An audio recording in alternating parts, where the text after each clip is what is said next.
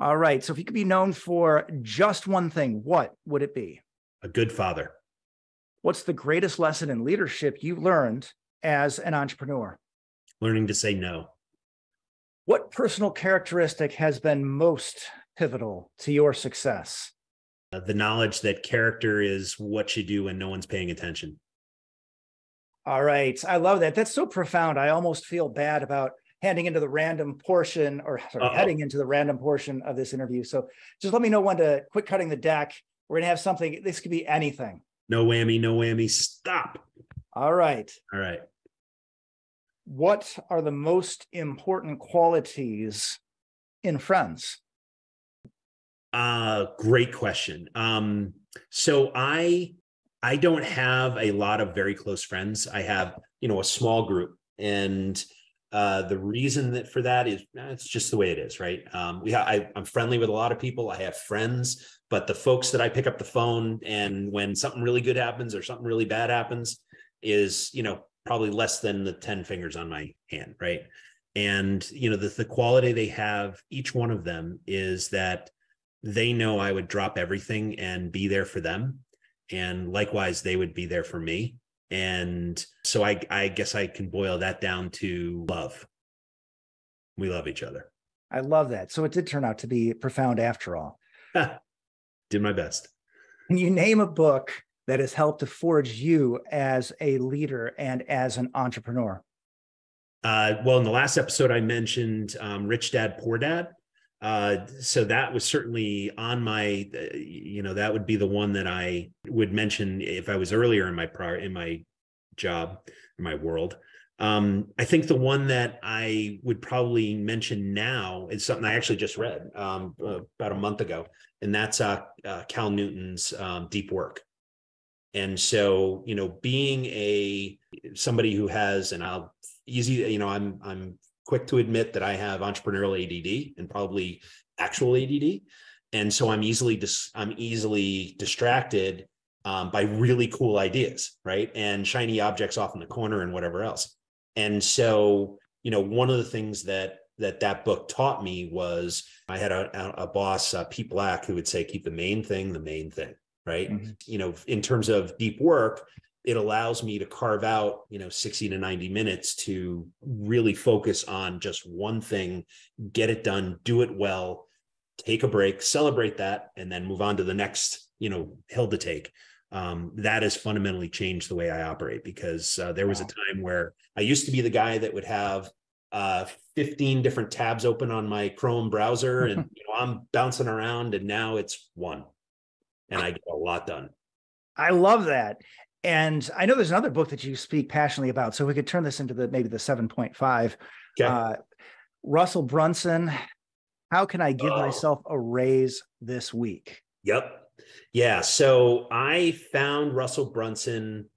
Actually, I heard about him when I was working in technology world, because he was building this landing page software that eventually became ClickFunnels. And so I was intrigued by it. And so I kind of dug into him and understood. And I read all three of his books: Expert Secrets, Traffic Secrets, and .com Secrets. I think in that order, as a matter of fact. Yeah.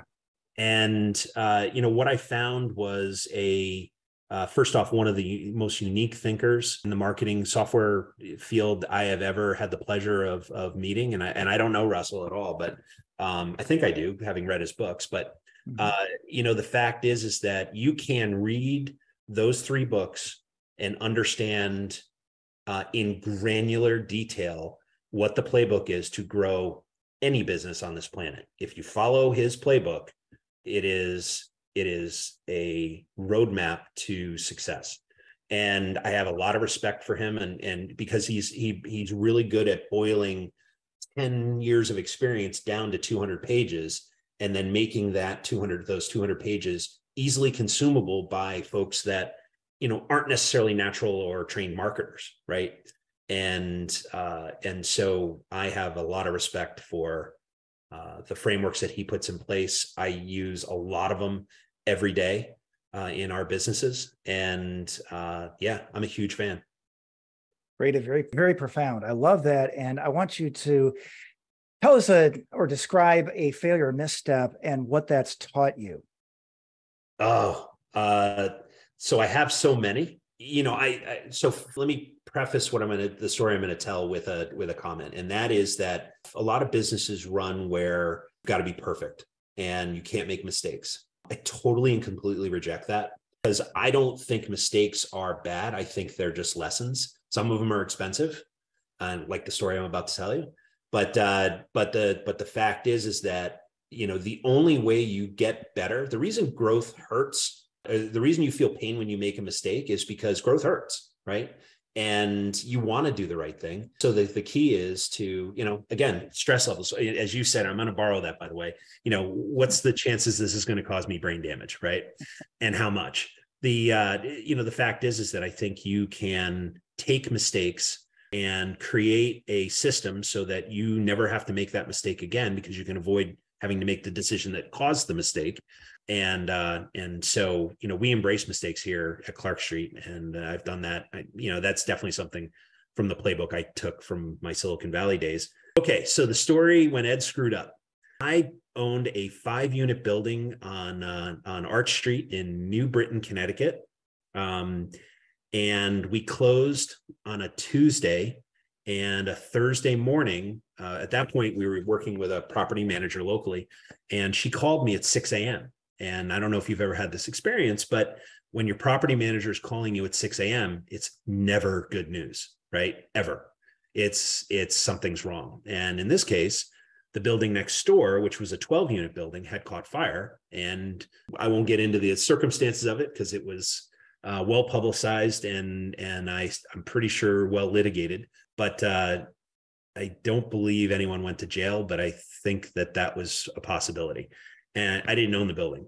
So burned out brick building. It was a vintage, like 1890 building. Turns out they built them really well back then.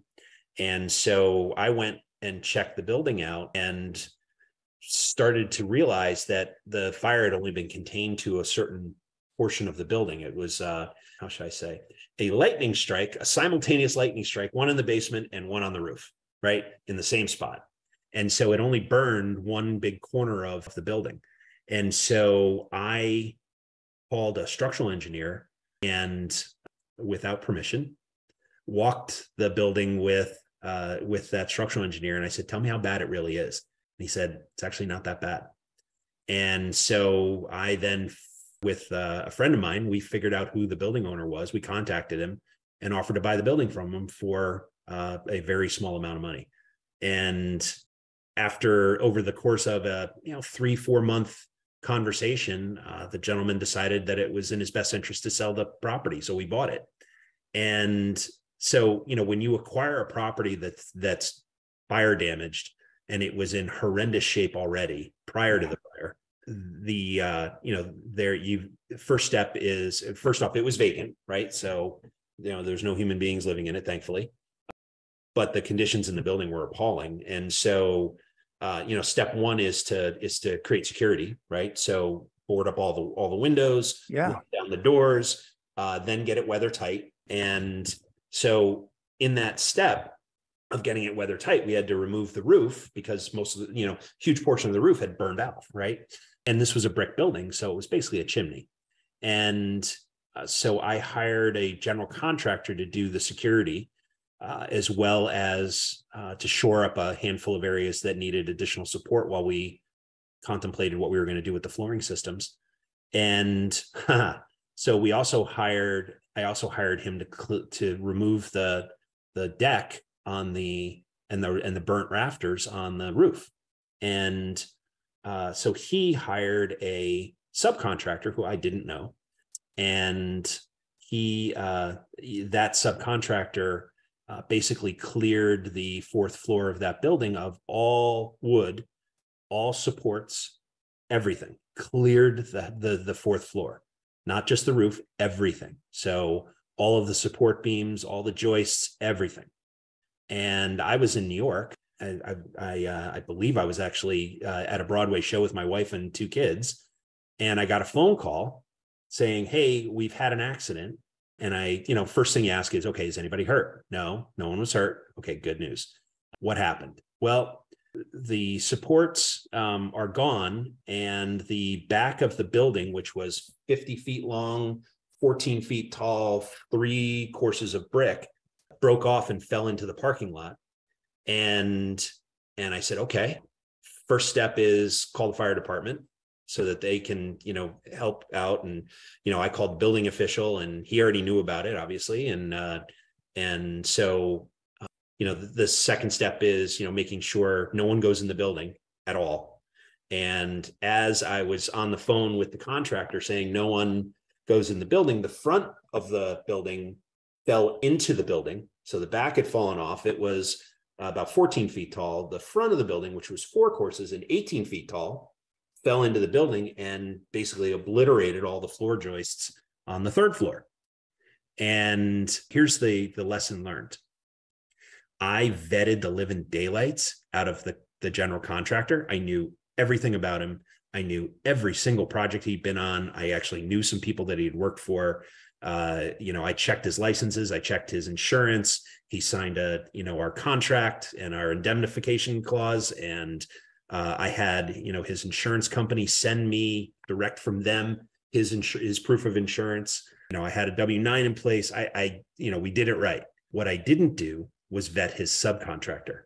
And I allowed him to vet the subcontractor. It turns out that guy didn't know what he was doing. And so not only did he not know what he was doing, but he also put kids in the situation unsupervised, kids being like 18-year-olds. Yeah. And they went crazy with the sawzalls and basically took down all the joists or the support. And so, the good news is that eventually we were made whole. But for the grace of God, obviously there was, no one ever injured in the building. And after that episode, we actually made the hard decision to demolish the building and start over. And so that's actually one of the development projects that we're going to be working on soon. So if I had to do it over, I would vet every single human being who has responsibility on that project site. I don't care who they are, who they know, what they've done, the pictures they can show me on their phone. I don't care. I want to know in granular detail, who have you worked for? How did it work out? Did you deliver on time? Did you deliver with safety? And, do you understand the magnitude of what is the responsibility I'm asking you to take on? And, lesson learned, and very lucky that no one was hurt. Very powerful, Ed. I want to say that success is a poor teacher. So if we don't get out there and share these difficult moments, then we're not really being great mentors. We're not really helping people learn. Right. Well, again, I feel like I'm at a moment where it's hard to follow up something so profound with that. But can you give us a quote to help forge our listeners as leaders and entrepreneurs? Always tell the truth. It's easier to remember. Now, how do we reach you? So the best way to reach me is through our website, clarkst.com. You can also find me, Ed Mathews, and it's with 1 T, by the way, on all the social media channels, Facebook, Instagram, Twitter, LinkedIn, YouTube, you name it, as well as my company, Clark Street Capital. And if you're looking for, once you're done listening to George's amazing podcast, if you're looking for another one, the Real Estate Underground is our podcast, and we interview operators and investors just like George and I, and hopefully drop a whole bunch of gold nuggets along the way for our listeners. So that's the Real Estate Underground, and we would love to have you listen. Well, that's great. And if you're looking for a great guest on his podcast, please check out mine. And exactly. Exactly. And with that, I just want to say thank you so much. This has been a very deep episode. I appreciate you sharing everything, including your missteps, the raw, unvarnished truth. I told you, ladies and gentlemen, if you listen to the end, you're definitely going to get a lot of gold nuggets of wisdom. So thank you so much for taking your time to share your knowledge and experience with our audience, Ed. Yeah, my pleasure, George. It's good to see you, my friend. All right. Thank you.